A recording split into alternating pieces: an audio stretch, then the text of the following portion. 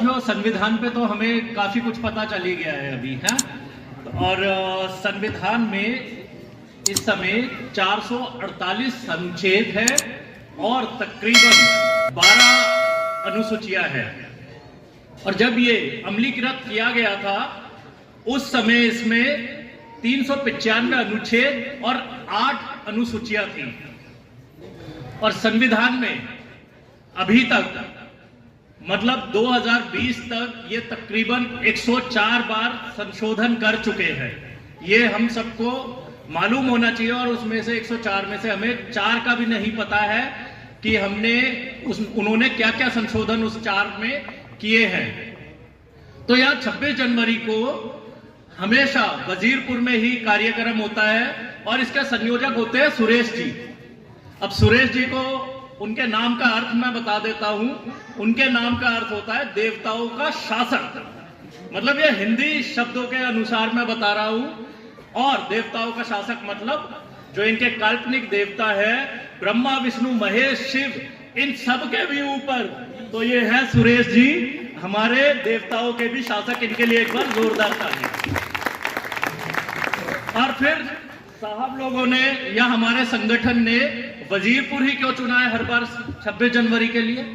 वो इसलिए चुना है क्योंकि शतरंज में वजीर सबसे महत्वपूर्ण और सबसे शक्तिशाली मोहरा होता है।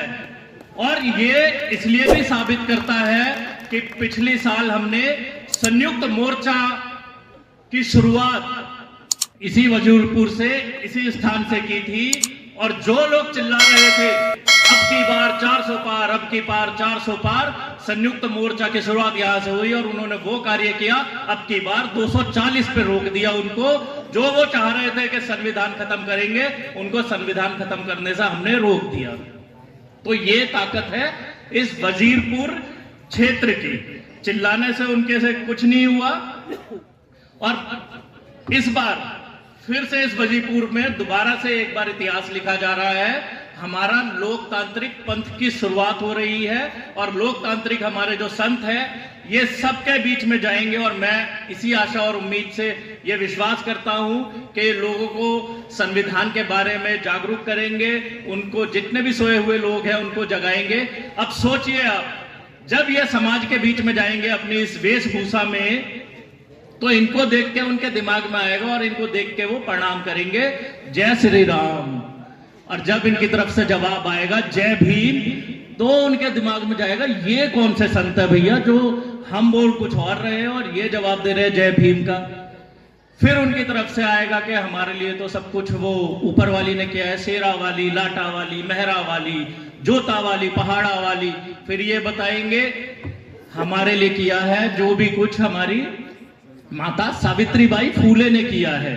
वह पहली महिला शिक्षक थी, उन्होंने ही पहला महिला विद्यालय खोला। फिर उनके दिमाग की घंटियां बजेंगी, ये कौन से संत है जो हमें नई चीजें सिखा रहे हैं। तो ये संत हर घर में जाके, जैसे हम तो कर ही रहे हैं, युवा मोर्चा भी हमारा कर रहा है, हमारा पूरा संगठन भी कर रहा है, ये संत भी उनको ऐसे ही जगाने का कार्य करेंगे जैसे उनके संत हमें मनगढ़ंत कहानियों में फंसाते हैं। ये हमारे साथ में ये कार्य करेंगे।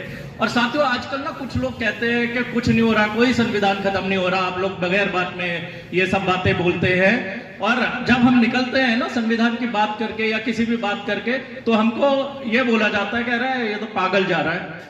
लेकिन जब हमें पागल बोला जाता है तब हम समझ जाते हैं कि हम अपनी सही राह पर काम कर रहे हैं। और हमारी महिलाएं जो है, मेरी वाइफ भी आज आई हुई है, मैं इनको भी सलाम करता हूं कि ये हम जैसे पागलों को झेल रही है, ये भी सुनती है हमारे लिए। इनके लिए एक बार जोरदार तालियां। और संविधान खत्म हो रहा है, ये खत्म करना चाह रहे हैं, हम ऐसे ही नहीं बोलते, उसके पीछे भी कारण है। क्योंकि संविधान तब खत्म होता है जब ये हमारी बहन मनीषा वाल्मीकि को कूड़े की तरह मट्टी का तेल और पेट्रोल डालकर जला देते हैं। संविधान तब खत्म होता है जब दलितों पर उत्तर प्रदेश में अत्याचार होते हैं। संविधान तब खत्म होता है जब हमारे मूल निवासी साथियों को घोड़ी पर चढ़ने से रोक दिया जाता है। संविधान तब खत्म होता है जब हमारे दलित भाई को मूछे रखने पर उसको मार दिया जाता है।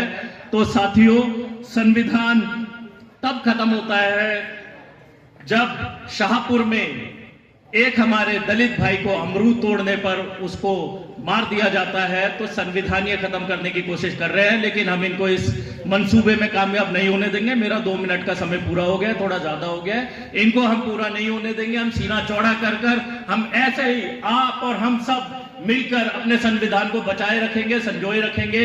बाबा साहब की दी हुई इस वसीयत को हम जब तक जिंदा है, अपने आखिरी सांस तक इसकी हम रक्षा करते रहेंगे। जय भीम, जय संविधान, जय मूल निवासी साथियों।